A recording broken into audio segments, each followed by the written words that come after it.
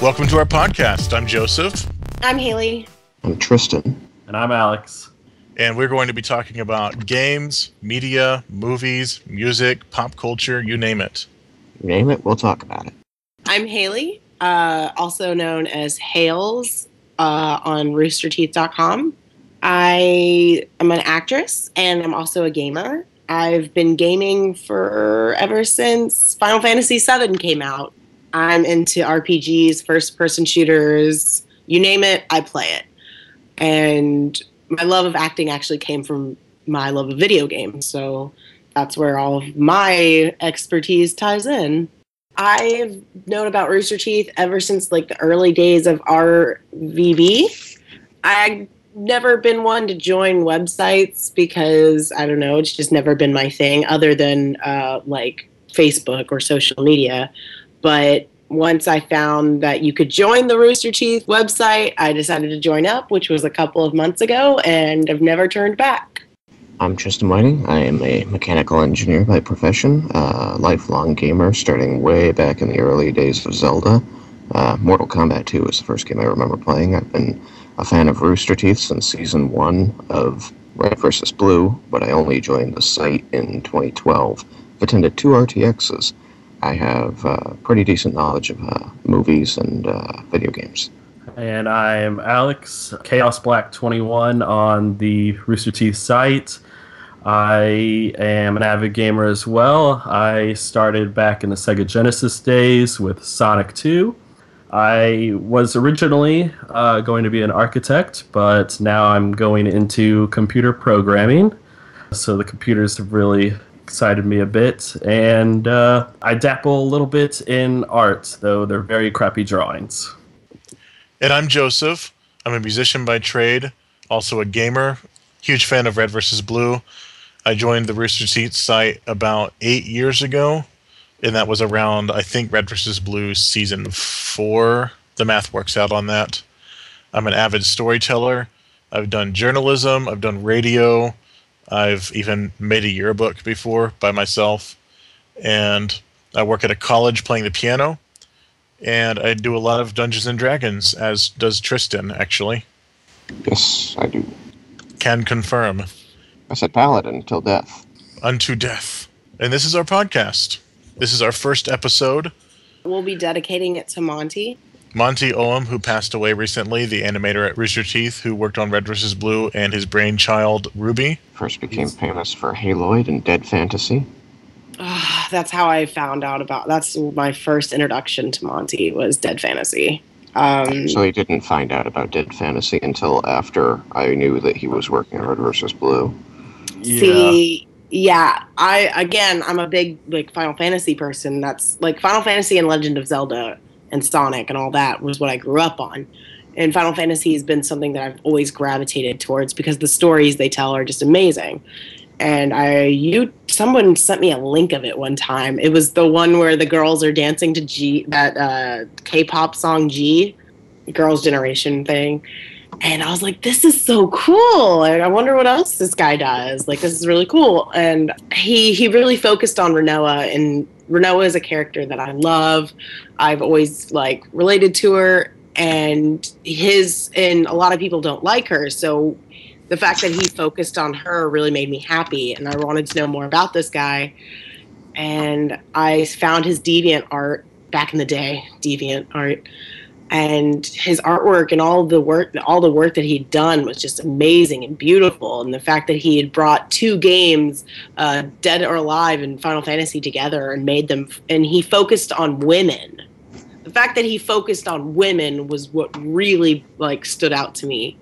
Because everybody always focuses on the guys. And being that I am the only woman on this podcast, I thought it was really important and he showed how strong these characters are, how strong these women can be, that they're not just women, they're people. And I really loved Monty for that. I first saw him actually, his Haloid work, but I didn't actually know who Monty was. I didn't even know that was him who made it. I just stumbled across it one day and thought it was like one of the most amazing videos I ever saw. Didn't really care to look who made it, whatnot. And then our RVB Season 8 came along and heard that Monty joined the Rooster Teeth team. And then I started doing some research on him, and I was like, wait a second. He's the one who made Haloid? Actually, my story is not too dissimilar. I was brought up on Nintendo, and when Halo came out, my friends and I played a lot of that. And at one point, somebody said, "Oh, wait, you like Samus, right? And you've been playing a lot of Halo, right? Well, check out this awesome video." And it was just crazy choreography, just stuff that you could never imagine pulling off in game, and it all flowed so well. I loved it. Then when I went and finally Season 8 rolled around, because this was years before that, I was watching Season 8 and going, wow, they've started animating. They aren't just using the game engine anymore. They've got these crazy cool fight scenes. You know what this reminds me of? There's this old video, and that's when I went and looked that up. That's how I found out that Monty was working at Rooster Teeth, because I wasn't on the site at that time. I just saw the fight scenes in Red vs. Blue Seasons 8 and 9 and went, wait a minute. This style seems really familiar. And it was actually the coolest surprise to go. I went to show my friends this other video and then realized it was the same animator. Well, that's why it reminds me of it. That moment when the Warthog crashes through the wall, I don't think there was a fan who wasn't completely blown away at that point. Unlike anything we'd seen in Red vs. Blue ever before. And it was Monty announcing, "Hey everyone, I'm here." He actually crashed through the walls and was like, "I'm here. I've been here for a while and I'm here to stay." He's the Kool-Aid guy. Oh yeah. Oh yeah. He definitely knows how to make an entrance. Very much so. He always, even in person, I've heard. I never got to meet him personally, but I've heard that he always dressed the way he wanted to dress. He was always creative. Whatever he did, he was creative about it. He always showed his creativity, and I think that's something society has really frowned upon, but I'm so glad that he embraced it. And he's like, no, I'm gonna show my creativity. I'm gonna be who I want to be, and I really don't care what anyone says. I'm gonna dress the way I want to dress and just do what I want to do. Bree, aka Woman Friday, on the Rooster Teeth site once interviewed him and found out that his jackets were women's jackets that he found on eBay. He liked how they looked, and he didn't care that they were classified as women's jackets because he didn't buy into stereotypes. That's something that I loved about him. Again, like he especially with Dead Fantasy and even with Ruby, he focuses on women. There's not that many people nowadays that their focus is on women. And what year is it? 2015? And he brought so much focus to what a woman can do, that women are very much capable of fighting just as long as, and I just like that his story is always centered around women. And I think I'd like to argue that there are a lot of game designers who focus on women, but they focus on hypersexualizing them, which is unfortunate. Yeah, that's what I meant with all that. Yeah, you're right. It's so sad, but he especially with Ruby, it's known for breaking all the stereotypical tropes that come along with animated women or video game women, and I really liked that. What were some of the favorite moments from Monty's shows? You could go Rooster Teeth, you could go Haloid, or anything that Monty worked on. Mine was definitely the Dead Fantasy when they're dancing, because I think at the time, because I looked into what he did. I think he got his girlfriend at the time to actually choreograph it. They actually used the moves from the actual music video, and I think he put her in a mocap suit, and they did it all. And I was like, that's amazing. I can easily say Haloid because it was the first thing I saw, but honestly, the video that I constantly go back to, the scene that I will watch over and over because the choreography is so intriguing and just the setting of the scene and the way it plays out is so fun to watch, is definitely in Season 9 where all the guys in RVB take on Tex. And she summarily trounces them. That's got to be my answer as well. The text smashing everyone. Protect me, Cone. Cone did not do its job. For me, I like in Haloid bringing up the concept of women characters and being these strong characters. Like at the end of Haloid, you find out that it wasn't Master Chief that Samus was fighting; it was a female Spartan, and I thought that was interesting. That stuck with me. Another one is in Season 10 when Carolina and Tex fight in Zero Gravity. I thought was really cool. He's got an amazing choreography for like the fight scenes and stuff. Incredible, amazing. Like I was rewatching Ruby, and they're just so awe inspiring. You're like it's so quick, and like sometimes you gotta like maybe just to see like the finer points. Sometimes you slow it down and you can see all these like things that go into it. Because I've done that, and I really like seeing the minutia that goes into it all. And he really was very detailed oriented and very. He knew how to entertain and tell a story at the same time, which it's really important. Monty, I would say, was the poster boy for working hard and not really worrying about anything else but the job he's working on. The tribute video that they made and put on YouTube had him saying that when you're working on something you love, you forget about stupid things like sleep or food, stuff like that. That's not your passion. It's a distraction. It's getting in the way of you finishing what you're working on. And then I remember a long time ago when Monty said, I think he was on a podcast. That's right. He was on the podcast, and he was going to correct them on something they had said in a previous podcast, because he would come in late at night when everyone else was gone and keep himself company by listening to the podcasts. Mm-hmm. And so occasionally he would pop up and be like, hey guys, you were wrong about this and this and this, because he wouldn't have had a chance to talk to them. And I think at one point they were facetiously saying, hey, look, everyone, it's Monty, and he's awake in the morning. He's just been up all night. Can you imagine that kind of drive where you want to get something done and you want to work on it so badly that you'll show up at midnight and just work through the night with no one around? Well, I'm still here at work, and I've worked past midnight, so I actually am a little bit familiar with that. Plus, when I'm working on personal projects at home, I have worked on them all night. I actually have a Monty story to share. I've never met Monty, but I've met the other animators back in the day. A few years ago, through my connections playing with the Drunk Tanks and like WoW and Star Wars The Old Republic, Adam Baird, the technology guy, not Adam Beard, but Adam Baird, gave me a tour of the office. This was before RTX 2012, I think. And I went into the giant gym area, whatever you want to call it, where the animators are. And I actually saw Monty's workstation with all the monitors. And I casually said, you know what he could use here is like a cage of monitors, like just surrounded in a ball of monitors with a door.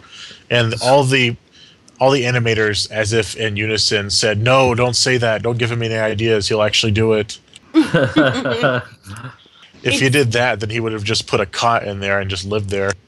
See, that's what I've always aspired to have. Not the cage full of computers. I mean, that would be pretty cool, but when it comes to acting and things like that, you put your heart and soul into it. It's not work because it's something you're passionate about, what you do. And that's why, as an actor, I work so hard when it comes to researching roles and doing the homework on it. It's because it's not homework. It's interesting. You're finding yourself within this character. And that's what I like, what Monty did, his creativity and the fact that he was so driven because he knew what he loved and it was his passion. It wasn't a job. It was what he loved to do. He was also pretty passionate of other people succeeding as well. I'm pretty sure I remember in a panel in RTX 2013, there was someone who asked a question, and they were saying, you know, how how did you become an animator? How can I become like you? And he said, don't try to be like me. Instead, try to become the best you that you can be. Don't try to follow someone else's footsteps. Take your own path to what you want to do and just keep working hard, keep moving forward. Definitely something that more people should listen and more people should take into consideration, because that is so important and something that I try to live my life through as well. At this point, I want to quote Matt Hullum when he said, do something creative as a way to honor Monty. Use your imagination to make the world a better place in any way that you can, because Monty would certainly be doing that if he were able to. So what are some things that you guys maybe were inspired to work on in this past week? I was actually thinking of things to do more on our podcast. And I've been working on learning how to do video editing. And I'm working on setting up a gaming Twitch and a gaming channel with a friend of mine. And I've been thinking up ideas and writing them all down in my journal. So that's what I'm up to.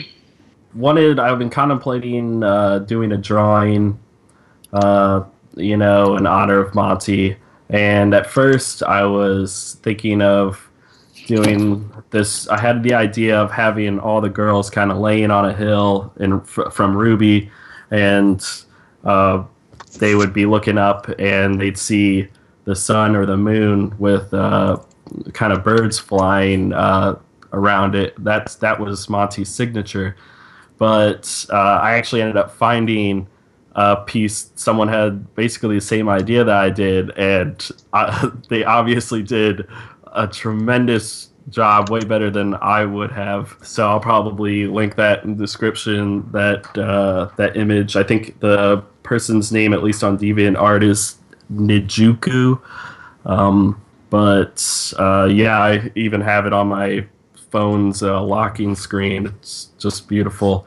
So I'm trying to think of a different drawing to do. And I'm also, last RTX, I made a drawing for Aaron, specifically with Blake. And so I think I might try to get back into it and do it for the other girls and maybe send it to them. On my end, I'm actually working on a music commission that I've been working on for a few months now. And Monday night, when everyone was just kind of coping with the news that was announced by Matt, that's actually something I did. I booted up my software, started working on some music, started listening to some other stuff I'd done, just kind of tried to get in that creative mood, because I knew that was the best way to honor Monty. I've redoubled my efforts to making sure that my current campaign in D&D is going to be a good one, because it's the first time I've GM'd in a while. And so I started drawing maps, coming up with place names, backstories for non-player characters, and I was up till like 3 a.m. on a work night doing it. That's dedication right there. That's Monty-level dedication. And then I still went to work the next day. Well, to be fair, sometimes you're on Minecraft till about 2 in the morning. What do you? No, Tristan's rarely on Minecraft that late. He was. I'm offended. No one's added me on Minecraft. Well, that's always doable. We could easily add you. There was a night where Tristan was up late acting, loopy, and then put bats on my belfry. It was awesome. Well, They looked very much at home there. I think they enjoyed it. My friends and I recreated Tifa's Seventh Heaven in Minecraft, and my skin is Tifa from Final Fantasy VII. Well, that's cool. It's pretty awesome. I throw water bottles at people because I'm a bartender. So yeah, I tried to get creative. Tried to get in that productive mindset. I don't like the idea of death. I hate it when people die. So that kind of shuts me down a bit. I've been depressed about it, but I've been really trying to, step up the game and honor him. Okay, we have a little bit of time left in the podcast, so there's a few things that we might want to talk about that happened this week. For example, Inside Gaming joining Rooster Teeth. I saw that. Funhaus. Yeah, Funhaus. Funhaus. Funhaus. Yes, German. Very German. So apparently they left Machinima. What else happened this week? I'd like to point out that I'm still working right now.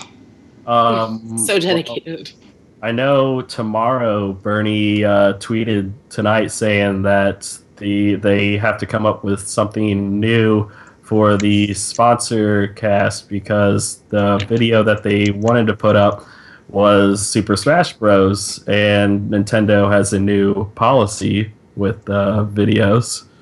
Oh, Nintendo. Nintendo's trying to get as much money as they can because, they're not doing so hot. They haven't been doing so hot for a while, though. I'm really disappointed in them. I used to really love Nintendo.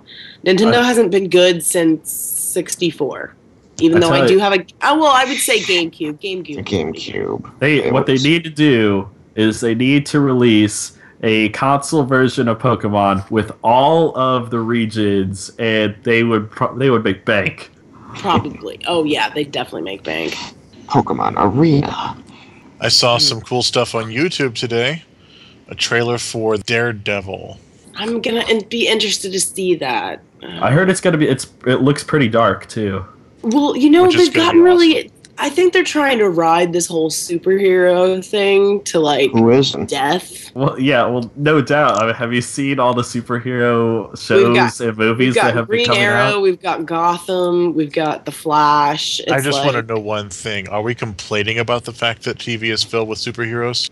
No, not at all. But some of them are better than others. Well, that goes without saying. But if we could replace every bad sitcom with a superhero TV show, that'd be amazing. I really enjoyed Green Arrow. Well, I think that's basically what, so it went from sitcoms to reality shows to, which there's still plenty of reality shows now, but now it's kind of moving into, this really is the superhero phase with all those shows. You got Marvel, Avenger, the Agents of S.H.I.E.L.D. I've really enjoyed Agents of S.H.I.E.L.D. Oh, yes, Agents of S.H.I.E.L.D. They are doing, I saw, because I was going to audition for it, but I was not blonde and tall enough. They were doing, I think, a Captain Marvel TV show. That would be interesting. I think I've heard that. That's the woman, the blonde-haired girl, right? I'm trying to remember. Yes. Yeah, that was the one that they're doing. I think it's going to be for ABC. I think. Don't quote me on that. But we've also got Agent Carter, and that is blowing everything else out of the water right now. Oh, yeah. Another one's Constantine, too. Oh, yeah. I forgot about Agent Carter. The Flash. That one and just Gotham. came out. Gotham. We've got Green Arrow. We've got... That might be it for right now. I think that for now, yeah. Yeah, but expect at least 2 or 3 more next year. And then there's Daredevil, which is going to be just on Netflix, actually. Oh, yay. But you know what else is being brought back? Not superhero related, but being brought back by a company on the internet. Yahoo is bringing back Community. Really? That was a good show. That show's hilarious. Yes, and they made a video where the cast is saying, we don't have to tell you who we are. You know who we are, and you know what show we're on, and it keeps showing the word Community on the screen. And it starts on this day. Just go watch us. Something that a lot, it's all up in the air right now. I've seen people upset about it, is the Doctor Strange movie that's going to be coming out soon. Well, not soon, but it's being casted right now. I think someone said Benedict Cumberbatch or whatever. Cumberbatch. Yeah.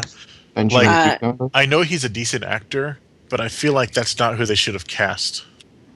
Yeah, no, I don't actually think I think he's a good he's a good-ish actor, but I think he's overdone. Well, let's not lose half our audience right now talking about Cumberbatch. Let's just say he's not right for the role, and that I would cast Alan Rickman. Let us not go into casting. We'll do that on another podcast. Yeah. We'll do it next time. I've got a topic. Alan Rickman as Doctor Strange. I have a bit where we're going to do some voice acting, and that's coming up in a few weeks. Ooh, I'm so excited. I can't imitate other actors. So I get to be Caboose. Yes. You can be Caboose. I'm not Yay! really. That was too good. Okay, I think it's about time for us to wrap up. We've got quite a bit planned for the next few weeks. This isn't exactly the format we're usually going to have, but obviously the passing of Monty Oum, we needed to dedicate our first episode to him. But stay tuned. There's plenty more planned, plenty of fun conversations, plenty of banter, plenty of talks about movies and games and all kinds of stuff. Join us next time. Everyone say bye. Bye, Bye, everyone. everybody. See ya.